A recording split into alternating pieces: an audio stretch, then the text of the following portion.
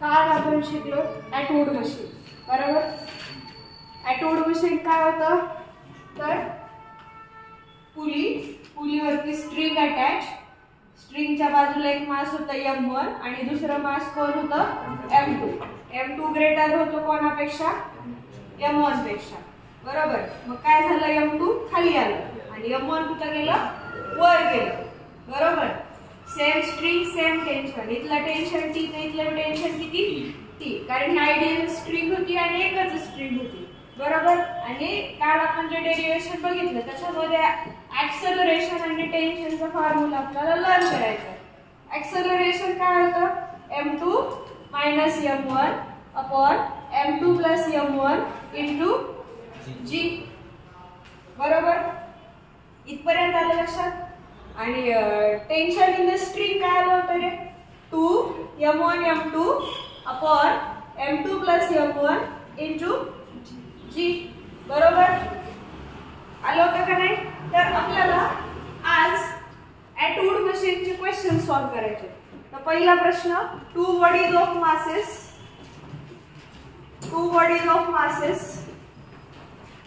Note करायचं question. Two bodies of masses 2.6 kg and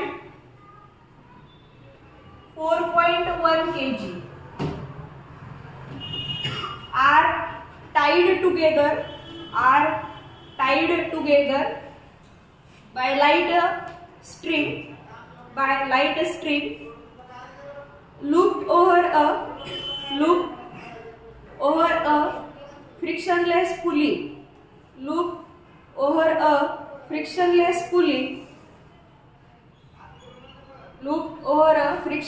pulley झाले. वापस सांगू एकदा. what will be the acceleration of each mass and tension in the string. What will be the acceleration of each mass and tension in the string?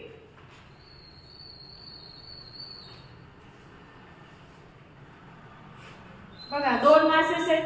एक मास किती आहे M1, दुसरा मास किती आहे M2. M2 4.1 kg, M1 2.6 kg. असं का greater आणि smaller म्हणून M2 4.1 आणि M1 किती 2.6 kg. म्हणजे इथे जे M1 आहे तिथे किती आहे 2.6 kg आणि M2 च्या जागेवर काय आहे 4.1 kg, बरोबर. आणि हे असंच अरेंजमेंट आहे. आणि या अरेंजमेंट मध्ये काय शोधायचं आपल्याला ऍक्सेलरेशन आणि टेन्शन. मग कसं शोधणार. ऍक्सेलरेशनचा फॉर्म्युला डायरेक्ट यूज करू शकतो. ॲटवूड मशीन आहे की नाही, दिलेला जो डेटा आहे त्याच्यावरून कळतं ना. Two bodies of masses 2.6 kg and 4.1 kg are tied together by light string looped over a frictionless pulley, म्हणजे ॲटवूड मशीन आहे. Acceleration M2 minus M1 upon M2 plus M1 into G. M2 किती आहे 4.1 minus 2.6 upon 4.1 plus 2.6 into 10. किती आलं बेरीज, हे किती झालं 7, 6.7. सबट्रॅक्शन किती येईल 5. 1.5 येईल सबट्रॅक्शन, 1.5 येईल सबट्रॅक्शन नक्की ना. ओके. इंटू काय 10. तर आपल्याला सॉल्व करायचंय. इथं पॉइंटच्या नंतर एक डिजिट आहे, इथं पॉइंटच्या नंतर एक डिजिट आहे. Point get cancel. 15 1 15, 15 2 30, 15 3 45, 15 चौक 60. ओके 60 शिल्लक राहिले. पॉइंट दिला 70 झाले. तरी पण किती झालं 15 चौक 60च ना. पुढे काय सॉल्व करायची गरज नाही. पॉइंट उडवण्यासाठी वरती 100 लिहिलं तर किती झालं हे 2 ने डिवाइड केलं 50. हे झालं 22. अजून 2 ना 25 11. 25 डिवाइडेड बाय 11. याला जर सॉल्व केलं तर काय होईल 11 दुणे 22. किती शिल्लक राहिलं 1. पॉइंट दिल्यावर किती झालं 10. अजून एक 0 वाढवावं लागेल. मी तर काय लिहिलं 0. त्यावेळेस 100 झालं. 11 9 99. 0.29 metre per second square. This is your चुकले का डिव्हिजन 11 एक 11 11 दुणे 22 किती शिल्लक राहिलं 3 शिल्लक राहिलं पॉइंट दिला किती झालं 30 तर 11 दुणे 22 2.2 मीटर पर सेकंड स्क्वेअर हे काय मिळालं ऍक्सेलरेशन बरोबर आता टेन्शन कसं कॅल्क्युलेट करणार tension is equals to m2 minus m1 upon m2 sorry एकच मिनिट हा 2m1 m2 upon m1 plus m2 into g m1 किती आहे 2.6 m2 किती आहे 4.1 m1 plus m2 चं समेशन केलं होतं मी तर किती आलं होतं 6.7 आणि g ची व्हॅल्यू किती आहे 10 बरोबर तुम्हाला एक अप्रॉक्सिमेशन माहिती आहे का pi square is approximately equals to 3.14 माहिती आहे का हे माहिती हे बेसिक मॅथ मध्ये डिस्कस झालं ह्या दोन्ही 6.7 ला जर डिवाइड केलं तर हे काय होईल 3.33 जवळपास काय झालं त्या 3.33 डायरेक्ट 10 ने डिवाइड केलं त्याला 3 म्हणता येईल का मग हे जर आता मल्टिप्लिकेशन केलं 2.6 into 3 किती होईल हे राईट 6 2 12 6 3 18 1 3 2 6 आणि 7 7.8 into 4.1 4.1 डायरेक्ट 4 अप्रॉक्सिमेटली घेऊ शकतात ऑप्शन मध्ये बऱ्यापैकी डिफरन्स असतो ओके तर मग 7.8 ला 4 ने जर मल्टिप्लाय केला 8 चौक 32 3 7 चौक 28 आणि 3 31 एका डिजिटच्या नंतर point 31.2 Newton is your tension okay calculation option बघायचे एमसीक्यू चे ऑप्शन मध्ये जर बऱ्यापैकी डिफरन्स असेल तर तुम्ही अप्रॉक्सिमेटली कॅल्क्युलेट करून आन्सर काढू शकता तर टेन्शन किती आलं 31.2 न्यूटन आणि ह्या ॲट वुड मशीन मध्ये ऍक्सेलरेशन किती आलं 2.2 मीटर पर सेकंड स्क्वेअर किती जणांना समजलं रे हे लक्षात आलंय म्हणजे जो क्वेश्चन आहे तो थोडासा लेंदी आहे next question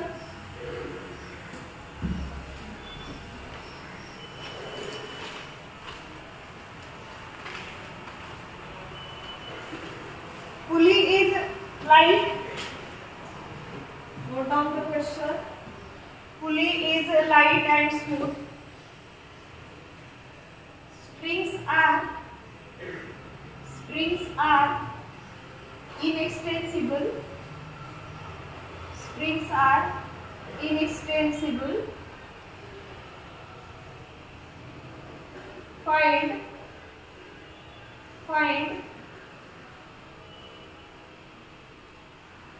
find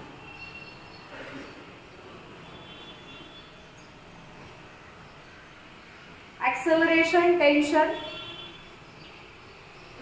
and reaction on the pulley. Find acceleration, tension and reaction on the pulley. Find acceleration, tension and reaction on the pulley. Acceleration, tension. Reaction म्हणजे काय शोधायचं असतं? Normal शोधायचं असतं. Okay? This is your diagram. आणि या question मध्ये तुम्हाला फाइंड करायचे ऍक्सेलरेशन टेन्शन आणि नॉर्मल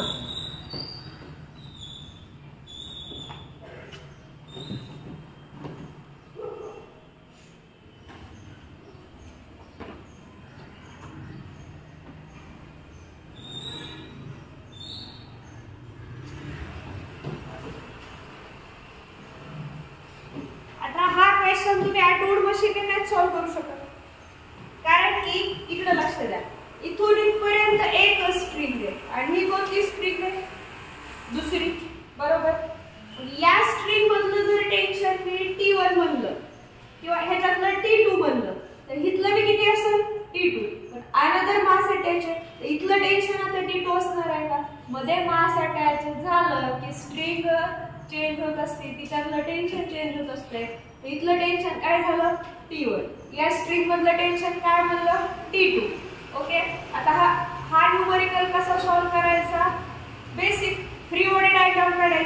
2 किलोचं फ्री बॉडी डायग्राम, 3 किलोचं फ्री बॉडी डायग्राम, 5 किलोचं फ्री बॉडी डायग्राम. किती इक्वेशन भेटतील?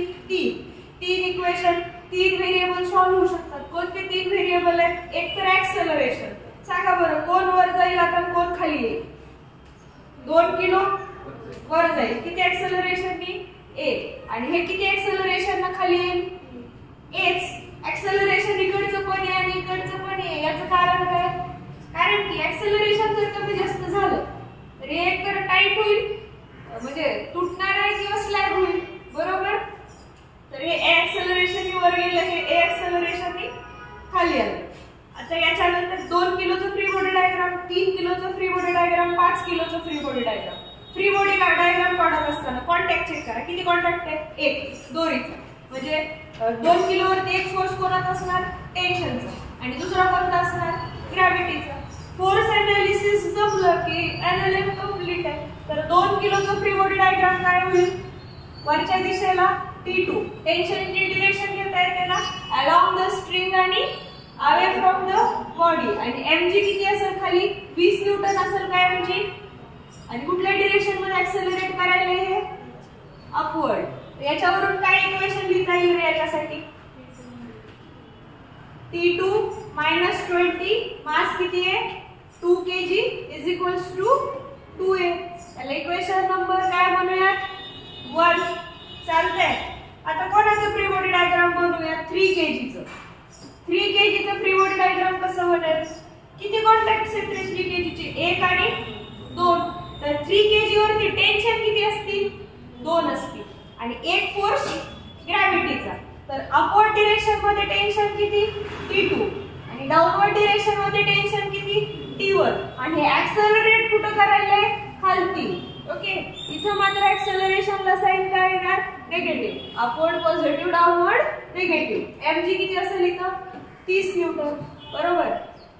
T2 - T1 - 30 - 3a. बरोबर का इथपर्यंत? T1 डाऊनवर्ड का आलं कळलं का? Along the string away from the body. T2 upward का आलं? Along the string away from the body. मग इथं काय केलं? पूर्ण इक्वेशनला जर तुम्ही मायनस न मल्टिप्लाय केलं, मल्टिप्लाय बाय मायनस, तर काय येईल रे? T1 + 30 - T2 is equals to 3a. बरोबर? म्हणजे T1 - T2 is equals to काय होईल? हे 3a - 30. याला इक्वेशन नंबर 2 म्हणायचं का? म्हणायचं.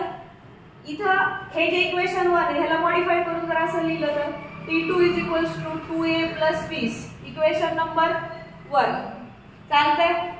इक्वेशन 1, इक्वेशन 2 इथपर्यंत समजलं. आता कोणाचं फ्री बॉडी डायग्राम काढावं लागेल? 5 किलो. 5 किलोचं फ्री बॉडी डायग्राम काढत असताना कोणते कोणते कॉन्टॅक्ट्स आहेत? एकच आहे. हा, हे टेन्शन कुठं असेल? 5 किलो वरती वरच्या डिरेक्शन मध्ये. किती असेल टेन्शन? T1. आणि mg खाली किती ऍक्ट होईल? 50 न्यूटन. हे कुठं ऍक्सेलरेट करताय? डाऊनवर्ड. किती ऍक्सेलरेशन नी? a. इक्वेशन काय बनवलं याचं? T1 - 50 पुढं -5a mass into acceleration. Summation of all forces is equals to mass into acceleration. T1 -50 पलीकडे गेलं तर +50 झालं. -5a. Equation number 3. 1, 2 आणि 3. T2 ची व्हॅल्यू माहिती आहे, T1 ची माहिती आहे. आणि T1 - T2 ह्या दोन व्हॅल्यूज इक्वेशन 2 मध्ये ठेवल्या तर फक्त ऍक्सेलरेशन एकमेव व्हेरिएबल राहील की नाही? आणि आन्सर येऊन जाईल. Put value of T1 and T2 कुठून? From 1 and 3. फ्रॉम 1 and 3 कोणत्या इक्वेशन मध्ये? In equation 2. 2 काय? T1 - T2 3a - 30. T1 किती आहे? 50 - 5a. T2 किती आहे? -2a + 20. हे ब्रॅकेट मध्ये टाकायला विसरू नका बरं का. अख्ख्याला मायनस ने मल्टिप्लाय करावं लागेल. Is equals to 3a - 30. अख्ख्या इक्वेशन मध्ये एक्सेलरेशन एकमेव व्हेरिएबल आहे. बरोबर? तर 50 - 5a - 2a - 20 is equals to 3a - 30. सगळ्या ए च्या टर्म एकत्र करूयात. हे किती झालं 7a मायनस पलीकडचं इकडे आलं तर मायनस 10a 3a होईल ना हे इकडे आल्यावर. हे 50 वजा 20 किती झालं 30. हे जर पलीकडे गेलं तर किती होईल -30. -30 किती झालं हे -60. Acceleration minus minus become plus. Acceleration किती आलं 0 0 gate 6 metre per second square. एक आलं आन्सर. आता काय शोधायचं T1 आणि T2. इथं या कोपऱ्यात सॉल्व करूया T1 आणि T1 किती आहे 50 - 5 आहे. 50 - 5 एक्सेलरेशन किती आलंय 6. सो 50 - 30 6 म्हणजे 30 तर किती आलं T1 20 न्यूटन बरोबर. आणि T2 किती येईल T2 कुठं होतं इथं 2a + 20 2 × 6 + 20 12 + 20 किती झालं 32 न्यूटन. आलं लक्षात समजलं. हे कोण आलं T2. ओके. आता काय विचारलंय कोणावरचं नॉर्मल कोणावरचं रिएक्शन विचारलंय ऑन द पुली. आता या पुलीवरती हे टेन्शन या पुलीवरती काय असणार आहे डाऊनवर्ड T2 आणि इकडे बी टेन्शन असेल. हे कोण असणार T2 आणि हे कोण असणार रिएक्शन. हे ऍक्शन आणि हे कोण झालं रिएक्शन. ओके. इथं नॉर्मल नका म्हणून पुलीवरचं रिएक्शन विचारलंय ना. तर हे T2 आणि T2 काय झालं ऍक्शन. तर पुलीवरचं रिएक्शन कशाचे इक्वल येईल reaction on the pulley is equals to how much 2T2. पुलीवरचं रिएक्शन विचारलंय की नाही. पुलीवरचं रिएक्शन कुठं असेल अपवर्ड आणि खाली कोण त्याला बॅलन्स करायला. पुली मोशन मध्ये आहे का इथं नाही. पुलीवरचा फोर्स हा याला F म्हणूयात आणि याला डाऊनवर्ड मध्ये कोण बॅलन्स करायला हे T2 आणि हे T2.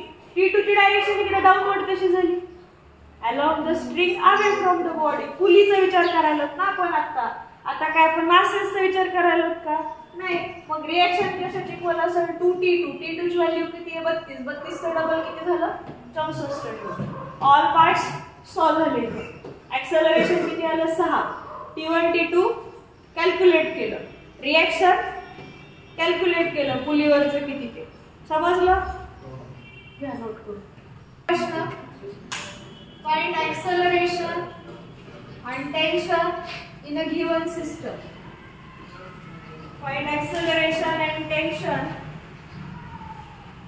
in the given system.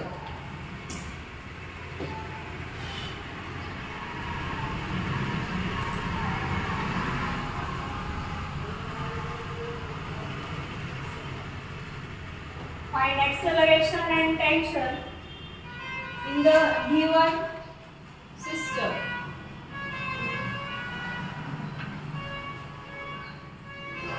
Find acceleration and tension in a given system. हे जे डायग्राम आहे ह्या डायग्राम मध्ये तुम्हाला एक्सेलरेशन आणि टेन्शन शोधायचं. सिंपल क्वेश्चन आहे. एवढा लेंदी नाहीये आताचा. याच्या अगोदरचा बी सोपा होता. फक्त 3 इक्वेशन होते. याच्यात एकच इक्वेशन बदलली. जास्तीत जास्त 2 बदलली.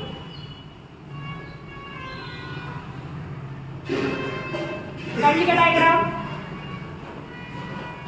इकडे लक्ष द्या. 5 किलोवरचं फोर्स अनालिसिस करायचं. 5 किलोवरती अलॉंग द स्ट्रिंग काय असेल टेन्शन. इथं बी टेन्शन टीच असेल. Same string same tension. A acceleration इकडे जाईल आणि ए एक्सेलरेशन काय येईल खाली येईल बरोबर का. अलॉंग वाय ऍक्सिस याच्यावरती नॉर्मल ऍक्ट होईल खाली mg ऍक्ट होईल. अलॉंग वाय ऍक्सिसच्या पोर्शनशी आपल्याला काही देणं घेणं आहे का नाही ना. काय करायचं आपल्याला हे थोडं असं वर चाललंय खाली यायलंय नाही बॅलन्स व्हायला दोघे आणि त्याशी रिलेटेड कुठले व्हॅल्यू आपल्याला विचारली नाही. तर 5 किलोचं फ्री बॉडी डायग्राम काय होईल पुढे टेन्शन हे 5 किलो या डिरेक्शन मध्ये एक्सेलरेशन. फक्त tension is equals to 5a. Equation number 1 आणि 2 kg चं फ्री बॉडी डायग्राम हे tension along the string away from the body आणि डाऊनवर्ड ला किती असेल रे इथं ग्रॅव्हिटी ऍक्ट होईल ना. इथं ग्रॅव्हिटी इफेक्ट असेल. ग्रॅव्हिटी किती असणार 20 न्यूटन. मग काय बनल फ्री बॉडी डायग्राम हे 2 किलो वरच्या डिरेक्शन मध्ये टेन्शन खालच्या डिरेक्शन मध्ये 20 न्यूटन आणि कितीने ऍक्सेलरेट करायला खालती a ऍक्सेलरेशननी. इक्वेशन काय बनणार t - 20 - 2a बरोबर. इथे टेन्शनची व्हॅल्यू याला इक्वेशन 2 म्हणूयात. इक्वेशन 1 वरनं टेन्शनची value 5a - 20 - 2a 5a + 2a = 20. So 7a = 20. So acceleration किती आला 20/7 metre per second square. Further solve करायला असलं तर तुम्ही करू शकता. 7 दुणे 14 किती राहिले शिल्लक 6. पॉइंट दिलं किती झाले 60. 7 8 56 ना. So 2.8 metre per second square. Tension = 5a 5 × 20/7 केलं कॅल्क्युलेशन सोपं होईल.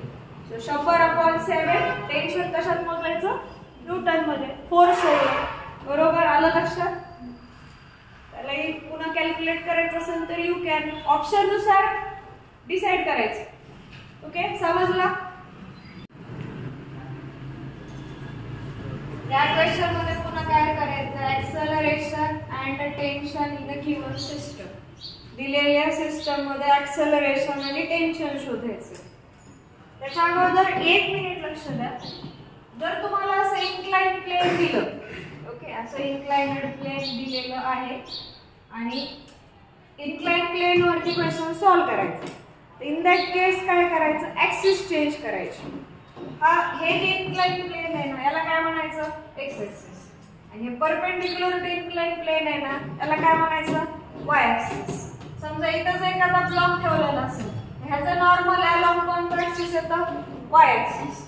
समजा टेन्शन असेल तर ते अलॉंग एक्स ऍक्सिस. फ्रिक्शन असेल तर अलॉंग एक्स ऍक्सिस. आणि जनरली हा ब्लॉक याच इन्क्लाइन सरफेस वरती स्लाइड होणार आहे. वर जाईल किंवा खाली येईल. त्यामुळे ऍक्सेलरेशन अलॉंग एक्स ऍक्सिस. एवढे फायदे ऍक्सिस चेंज करायचे. असं कुठेही नसतं एक्स म्हणजे असं आणि वाय म्हणजे असं. Not like that. एक्स आणि वाय ऍक्सिसचं ओरिएंटेशन काही असलं तरी चालतं. फक्त एक्स ऍक्सिस आणि वाय ऍक्सिसच्या मध्ये किंवा झेड ऍक्सिस हे 3 ऍक्सिस जे आहेत यांच्यामध्ये किती अंशाचा कोन असला पाहिजे 90 अंशाचा 90 डिग्रीचा. मग आता राहिला कोणतं एमजी. आता एमजी मात्र अलॉंग एक्स येत नाही.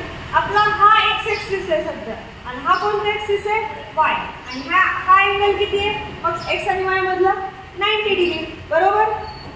मग आता एमजी चा अलॉंग एक्स बी नाही अलॉंग वाय पण नाही. मग एमजी चे काय करावं लागेल काम करून. हा कोण आहे तुमचा वाय ऍक्सिस. हा कोण आहे तुमचा पॉझिटिव्ह वाय ऍक्सिस. हा कोण आहे एक्स ऍक्सिस. मागे कोण आहे नेगेटिव्ह एक्स ऍक्सिस बरोबर. जनरली हा अँगल दिलेला असतो थीटा. डाऊनवर्ड परपेंडिक्युलर म्हणजे हा किती झाला 90. हा तिसरा त्रिकोणाच्या 3 कोनांची बेरीज 180. हा काय होईल 90 - थीटा. हे इन्क्लाइन प्लेन आणि परपेंडिक्युलर टू इन्क्लाइन प्लेन मध्ये किती अंशाचा कोन 90 अंशाचा. तर हा पुन्हा वापस किती थीटा. तर mg चा इकडचा कंपोनंट काय होतो mg cos थीटा. जिकडचा अँगल तिकडं cos. आणि अपोजिट मध्ये हा कंपोनंट काय होतो mg sin थीटा.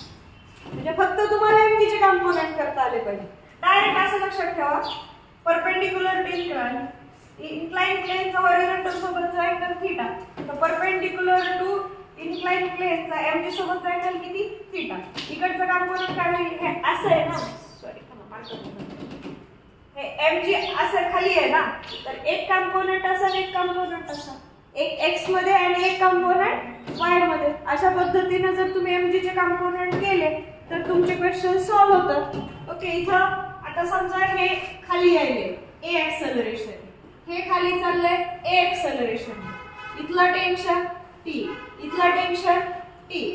आता 2 kg साठी काहीच प्रॉब्लेम नाही. 2 kg चं फ्री बॉडी डायग्राम इकडच्या दिशेला काय असणार आहे टेन्शन अलोंग द स्ट्रिंग आणि अवे फ्रॉम द बॉडी. इकडच्या बाजूला ऍक्सेलरेशन. बाकी कुठला फोर्स तिथे घ्यायचा आहे का नाही. आता नॉर्मल आणि mg आहे पण नॉर्मल असं आणि mg खालती काय करणार आहे तुम्ही त्या नॉर्मलचं आणि mg चं. ओके ऍक्सेलरेशन मध्ये कॉन्ट्रीब्यूट करते का नाही. इक्वेशन काय होईल -t - 2a. So tension is equals to 2a. Equation number 1. पण आता जर 4 kg बघितलं तर 4 kg मध्ये mg चा रोल आहे. हा दोन इन्क्लाइन प्लेन मधला अँगल 53 डिग्री दिला बरं का. 4 kg मध्ये mg चा रोल आहे. कसं काय 4 kg च्या ऍक्सेलरेशन मध्ये थोडंसं मागे. हे तुमचं 4 kg. mg कुठे ऍक्ट होईल? डाऊनवर्ड. किती असेल डाऊनवर्ड मध्ये mg? 40 newton. Weight is equals to mg ना. मास किती आहे? 4 किलो. g किती? 10. तर डाऊनवर्ड मध्ये किती झालंय? 40 न्यूटन. तर समजा तुम्ही हे 4 kg साठी हा इन्क्लाइन प्लेन एक्स ऍक्सिस म्हणलात आणि परपेंडिक्युलर इन्क्लाइन प्लेन कोण म्हणलात? Y axis. हे तुमचं नॉर्मल असेल, नॉर्मलचा विषय मिटला.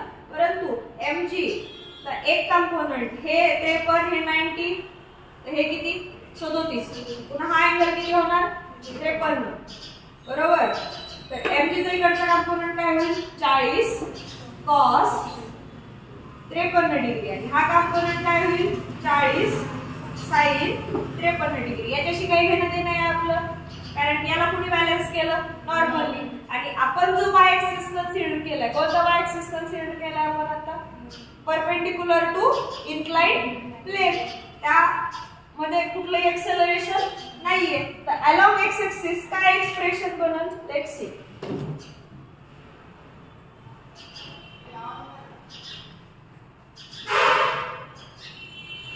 along x axis